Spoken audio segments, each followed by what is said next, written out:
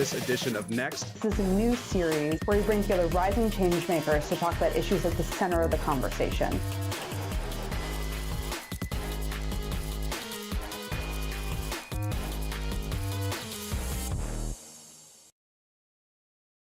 Hello, and welcome to Next on Washington Post Live, where we take a closer look at rising changemakers from the Hill to Hollywood and everywhere in between. I'm Helena Andrews-Dyer, a pop culture reporter here at the Post. And today, my guest is the breakout star of the Netflix mega hit, Queen Charlotte, A Bridgerton Story. But before she was the Queen's confidant, Arsema Thomas was giving TED Talks and creating her own women's health app. She's here today to tell us all about her career path and her pivot. Arsema Thomas, welcome to Washington Post Live. Thanks so much for having me. I'm so excited. I'm going to take off my reporter hat for 2 seconds and say, wowzers, loved Queen Charlotte, loved you as Lady Danbury. I'm going to put it back on, and we are going to get into this role. So for the millions of fans of Bridgerton, the previous 2 seasons, Lady Danbury, the elder Lady Danbury, has been a huge standout. We know her as a woman who takes no prisoners, is so self-possessed and so in charge, right? I'm going to use a term that I'm sure you are as tired of as I am. She is a strong Black woman, right? But the young Lady Danbury tells us the origin story, right? The journey to get there, because Lady Danbury, it's almost like she's rebelling. That's the role that you play in the origin story. Tell us how you tackled that, of her taking on these big themes, race relations, marriage, motherhood. How did you tackle Lady Danbury's rebellion? I think it was a lot about focusing on where this need for rebellion came from. In watching Bridgerton, she is all these things that you say, and I think there's something daunting about that, or there can be something worrying about that being or feeding into the stereotype of the strong Black woman. And I think there was something really beautiful about the vulnerability that she starts out with, the fact that she has a very different mindset than her older counterpart, the fact that she is looking at the world around her with a bit of surrender. And then it is something else that catalyzes that kind of change in her. So I think there is something so important about focusing on what those tipping moments are for characters. And it's so fulfilling to be able to work through that for Agatha, because I think as somebody going through that tipping point myself, it's almost therapeutic kind of having this character hold your hand as you go through a very similar moment in your own life. I love that. The idea that the work and your personal life, those paths sort of converging in a way. Last summer, I interviewed Viola Davis right before The Woman King came out. And she told me that Naniska, the character that she played, taught her something deep about herself, about bravery and taking chances. What did Lady Danbury teach you? What did you take? What do you keep with you? Like, what didn't I take? I think she has this grounded understanding of self, and it manifests in this way that she recognizes how much she doesn't know about herself. And I think having that ability to clock that in your own story, to recognize the lack that you are struggling with and where you can fill that from, I think is something that I have been trying to steal from her, because she has this maturity. There is something that is born out of so many years of struggle that she has as a woman during this time period. That means that she's able to be way more matter of fact and way more honest with herself and with the scenarios that she finds herself in. And I think I've always wanted to have that because it's something that I see in my mother. It's something that I see in my grandmother, in my aunt. It's something very familiar to me of women who've been forced into leadership roles.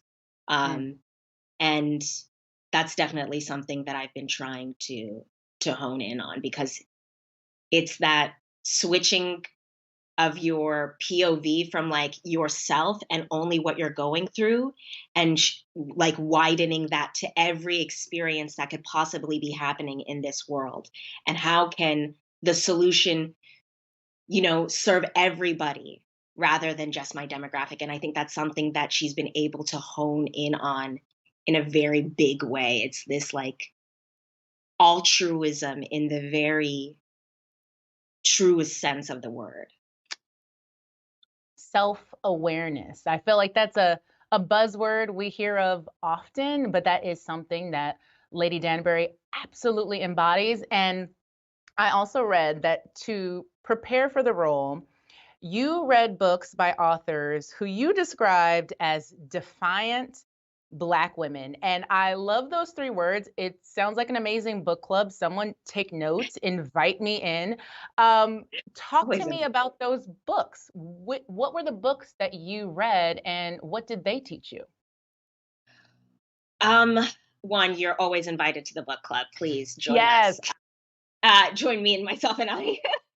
um, the books that I read were, I think, books that I came at this as an academic, I think, and so I wanted to know intellectually what is the foundation that Agatha already has that I maybe don't have because of the privilege that I've been able to live with.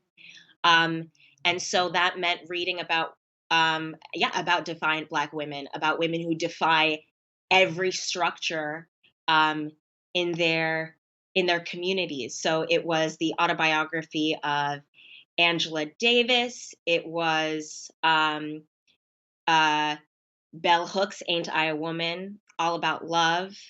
Also by her. It was oh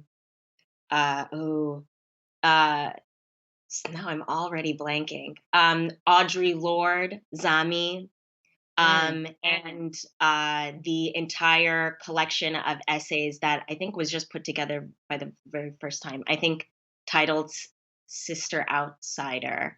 Um, there was the sex life of African women. There's this really amazing scientific book called Bitch, which is about all of the female species in like the entire animal kingdom, which I found really, really just interesting for my own perspective.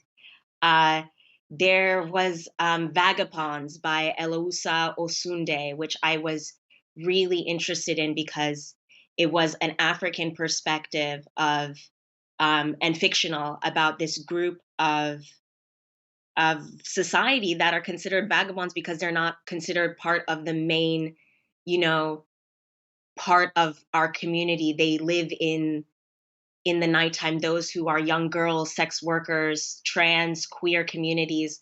And I think these are the books that Agatha would have read as well. I mean, I also read a lot of fiction. Tar Baby was by Toni Morrison, was a book that I thought really told Agatha's story just in a different time period. I also read Paradise by Toni Morrison.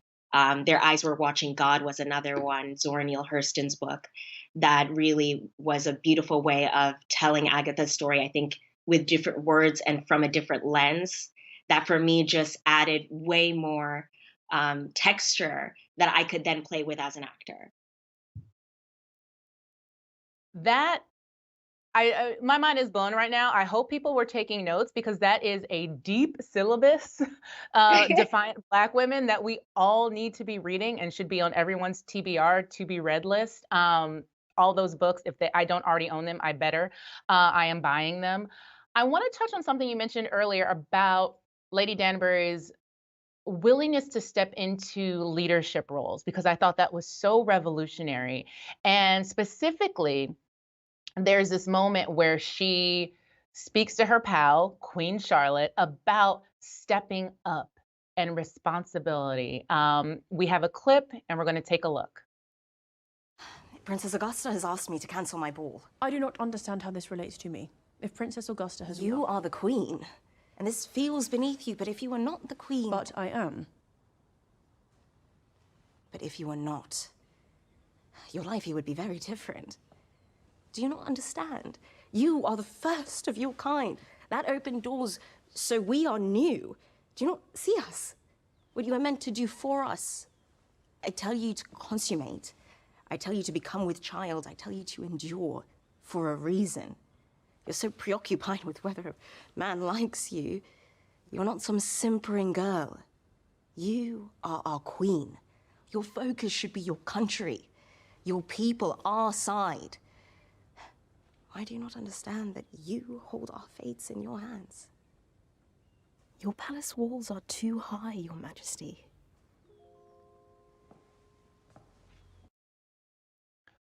There were so many things going on in this clip, but what I found really fascinating is the our side piece, right? And the explanation of the quote unquote great experiment, which from the mind of Shonda Rhimes leads us to this diverse alternative London in the Bridgerverse. Why do you think it was important to explain that to audiences, to provide that context of why we have Black and brown members of the ton in Bridgerton? You know, personally for me, I thought it was really important, partially because I feel like there is something about a racially diverse utopia that we are not able to wrap our heads around just because of how racialized our world is. And there was, I think, in the response, a very exposing moment of showing how, in my honest opinion, how maybe superficial the progress is.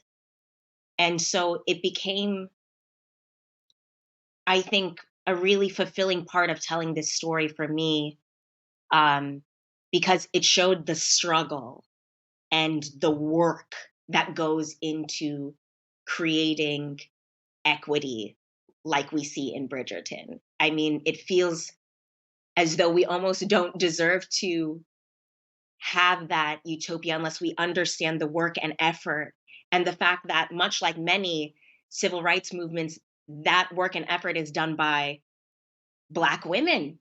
And to expose that felt much more rooted in this reality. It meant that it could be aspirational. To be able to reach these levels of diversity are not something that is reserved for fantasy or our own imagination, but something that, if we want, could be part of our day-to-day life.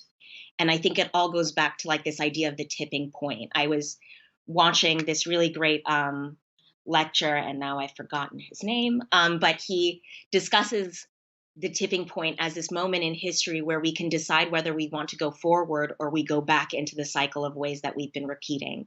And I think there's something really amazing about this season of Queen Charlotte and what it says about the great experiment and race, that it shows what happens when we as a community and society at a tipping point decide to change and not go back to engaging in the same cyclical, like, means of destruction. So yeah, for me, it was extremely fulfilling. It meant that the work had something more than just being, really well-written stories. It meant that it was applicable in ways that are quite timely, and also sadly very universal. I think what you're talking about, which I find so fascinating, is impact, right? And it seems like in your personal story, your career path, impact is critical to you, especially when we consider that you were on a completely different path before this. You have your master's in public health from Yale University. Talk to us about that pivot. Because I think it was about impact, right? Why did you think you could have more impact on the screen or stage as opposed to in the health space? I think it was a twofold come to Jesus moment where I had entered into the public health space because I had been taught that this was the way that you make impact. I, grew up in sub-Saharan Africa, so a lot of the chat was, how do we curb malaria? How do we curb HIV and AIDS? How do we curb tuberculosis? And then the entire continent would be lifted out of poverty. And so hearing this kind of this being or what I thought at the time would be the key into unlocking equity for Africa and Africans all across the diaspora. I realized that throughout public health that if I'm not happy with what I do, and then on top of that, I'm bogged down by policy and bureaucracy, and I'm an impatient person, then none of the things that I touch will ever be impactful because I'm not going to love it. Um, and I'm not going to even want to have the endurance to stick with it through. I'm just going to give up and become a cog in a very, very, very massive, big machine.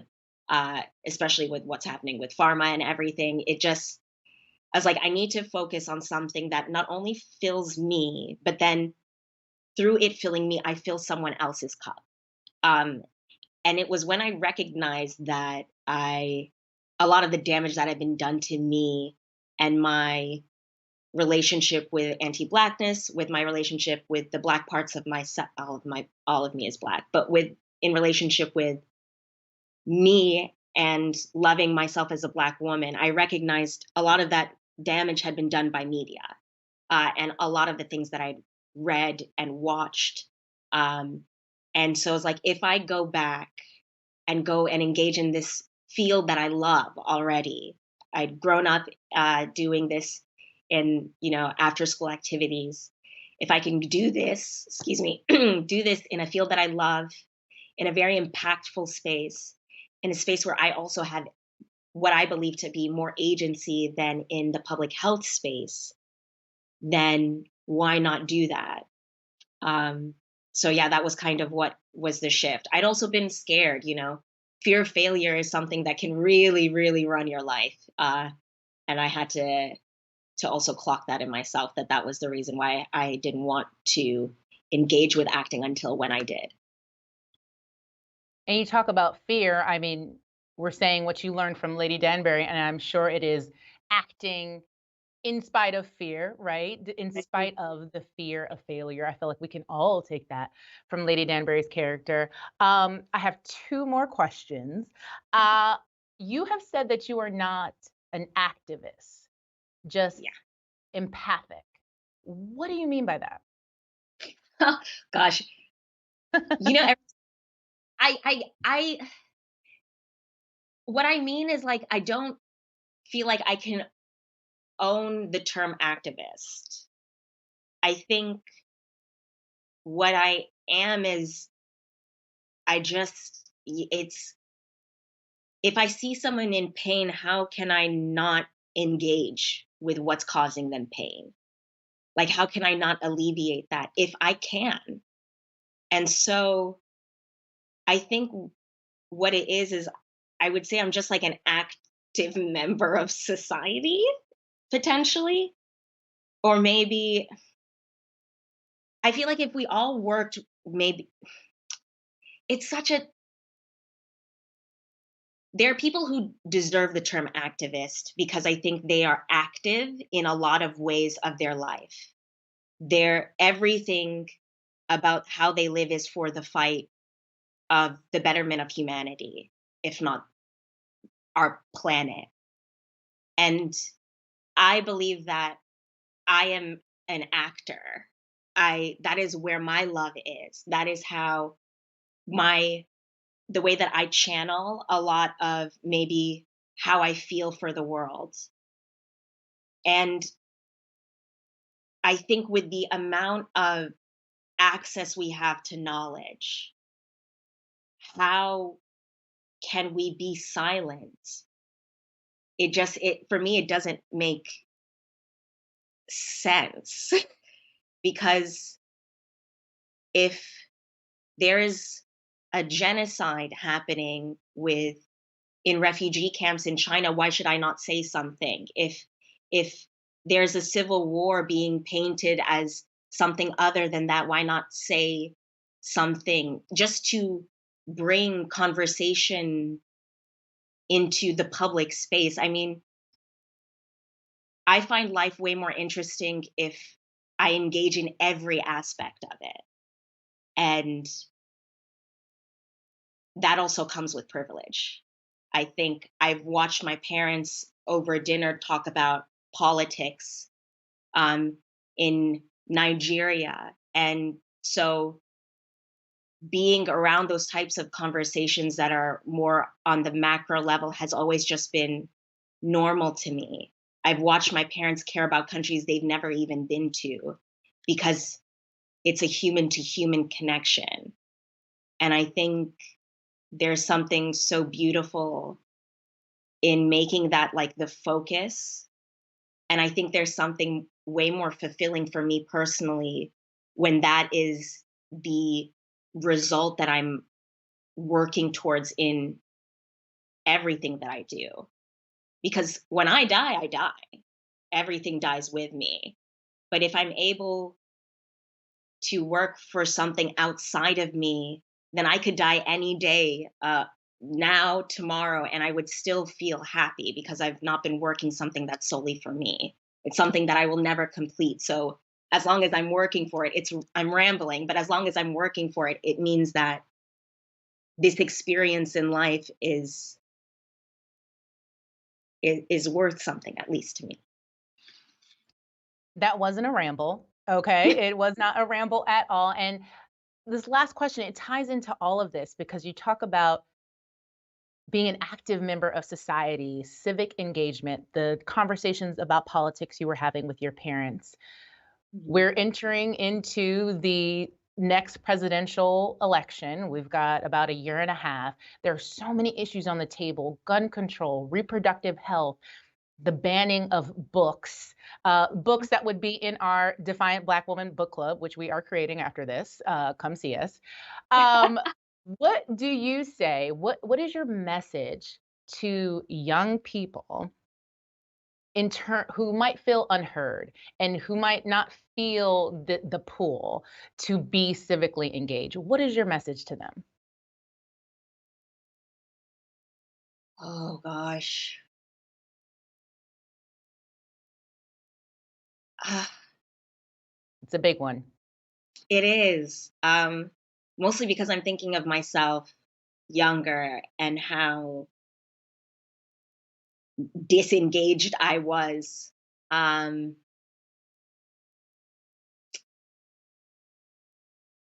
it's, I there's honestly, what I would say is, I have to be very careful. It's such a tough question because I don't have that answer. There is something really, really difficult about being engaged when there are so many issues to fight against. And that can be so exhausting even when you are extremely engaged. I mean, you were listing off things and I'm like, right, I have to remember to read up on that and remember what's going on that and that and I think in reality, like there's no way to really galvanize somebody to be engaged civically. It has to be something that organically comes out. And it's usually when you're in a very difficult spot, like your rights have been taken away from you, or the rights of someone you love has been taken away from you. And because of that, you have now been, you have no other option but to be engaged. And so I guess I would say, don't let it come to that. where you find yourself in a very tough position, specifically like when it comes to guns, because that's something that you may not even have in your control, whether or not somebody has a gun near you. But rather than wait till it comes to that, to the trauma that then catalyzes you to engagement, I think get on the front foot of it all. Like there's so much information that we don't know. And the only way to solve that is to go and look for it yourself. So I think that that is all I could say honestly, with my chest. Yeah. Say it with your chest. That's a perfect place to leave it. Honestly, go out and look for it. Don't wait for it to come to you. An excellent message.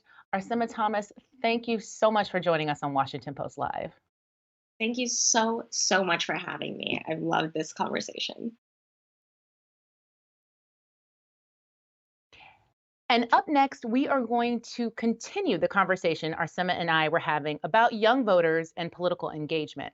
So joining me to expand the discussion is congressional reporter Camila DeChalus and deputy politics editor for NextGen Brianna Tucker. Brianna and Camila, thank you for joining me. Hi, so nice to be here and engage in this very important and potent discussion, especially as we get closer to 2024. Excellent, and great to have you both. So let's dive in because there's a lot to get to. First, I want for us to define what the youth vote is, the young voter. These are words we're going to hear repeated constantly over the next year and a half. I would like to consider myself a young voter. I know I am not. So Brianna, tell us, who is the young voter? What is that demographic? Right. So you have two terms that you should think of when you think of a young voter, which is millennials and Gen Z. Some people identify in like the elder millennial section, but you also have Gen Z that has not been voting for very long. That's your cohort that's born from 1997 to 2012. They are having the same kind of entry points to trauma and world events, but these are also voters who may not have been present for 9/11. And you also have younger millennial voters who are considered the young voter subgroup. These are also people who were there possibly voting in between the Obama and Trump administrations, have also witnessed different traumas in their lifetime, and are kind of the last flip in ideology when it comes, to where we'll see the generational gaps in voting. And Brianna, tell me, I want to stick with you. Tell me about the issues that are most pivotal to them. If you had to look in a crystal ball, I don't think you need a crystal ball. You have done the reporting, you've seen the reporting. What are the issues that are pivotal to that demographic? Right. A lot of issues are pivotal, and I think especially right now we're seeing gun violence. The right to have safety in public places, safety from school shootings. We're seeing abortion access, reproductive rights, particularly with younger women. We're also thinking about, what voters are saying when it comes to the education bans that we're seeing on books specifically, climate change especially. This is going to be something that this generation cares very deeply about. Student loan relief, what kind of economic security that they can have. As a younger millennial, a lot of people were there to see the recessions and how that kind of impacted job security in their early 20s. And so they're thinking about these issues. They're very much a driven, values-based voters. And it really matters how parties are going to cater to their messages and align those values. Okay, so basically every crucial issue is an issue that is crucial to a young voter. Camila, I want to talk to you about engagement, right? We are 18 months out. Are young voters invested right now in the next election cycle?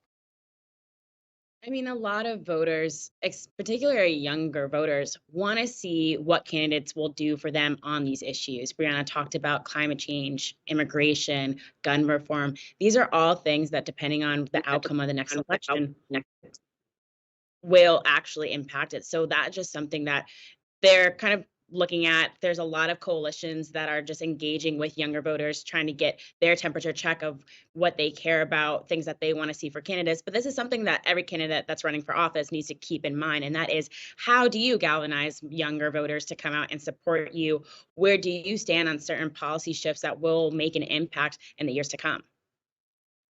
And Camila, I also want to ask you, we're talking about age. I'm going to date myself. I remember when Aaliyah's Age Ain't Nothing But a Number came out. But Joe Biden, our president currently, who is seeking a second term in the White House, is the oldest president elected. Is his age going to be an issue for young voters? Does it give them pause? So my colleagues actually did an extensive story about this, and when they went out across the country and they talked to a lot of young voters, and I think something that's paramount that I've even seen when I'm talking to a lot of groups, whether it's college groups to coalitions that are just about politics and young voters, is that it is a factor, but not necessarily the defining factor of why they're going to support him or not. It's really about where he stands in certain policies and making sure that things that he said when he was running for office in 2020 is going to stand true in 2024, or even in that, if he's going to fulfill some of the campaign and promises that he originally made. I think that's going to be the biggest factor. Age is something that has been brought up, that some young voters do feel like they want to see more representation, that the candidates that are running are not necessarily aligned with some of their views, or they would prefer what they say new blood to be more on the ballot. But at this day and age, I talked to a lot of lawmakers and I asked them that question about his age and whether that's going to be a defining factor. And they just said, this is the thing. In the next upcoming presidential election, even in the congressional races, the pivotal point that's going to be is, where do they actually stand on these issues, and can they get legislation passed on these issues? And so you want to make sure that the lawmakers that you're electing into office are aligned with some of the views or some of the policies that you want to see. That's going to be the most important part.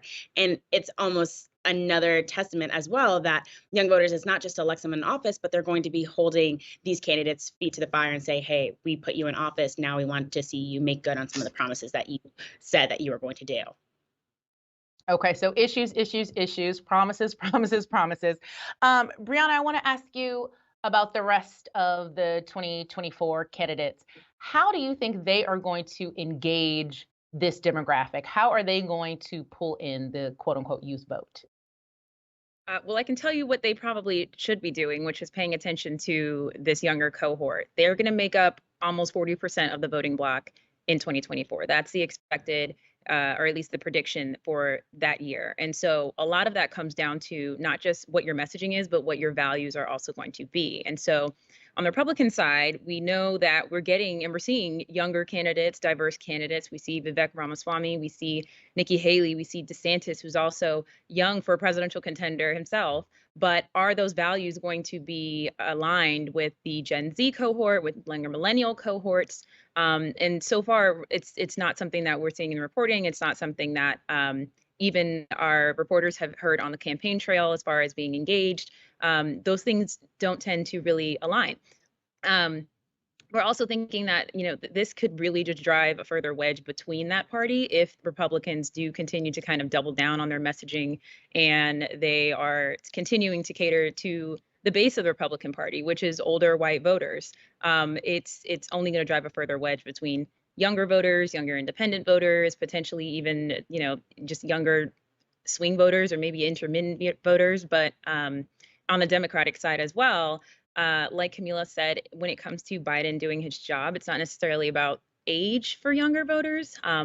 The extensive reporting that we've done shows that a lot of it is whether or not they can make good on those promises, whether or not Biden might make good on those promises. And some of those things have been held up by court rulings or congressional action. But for most people, it's really, is he representative of their generation versus their grandparents' generation? Longevity in office as well. Will he make it through another 4 years? Cognitively, or at least kind of pushing for the same things that they want.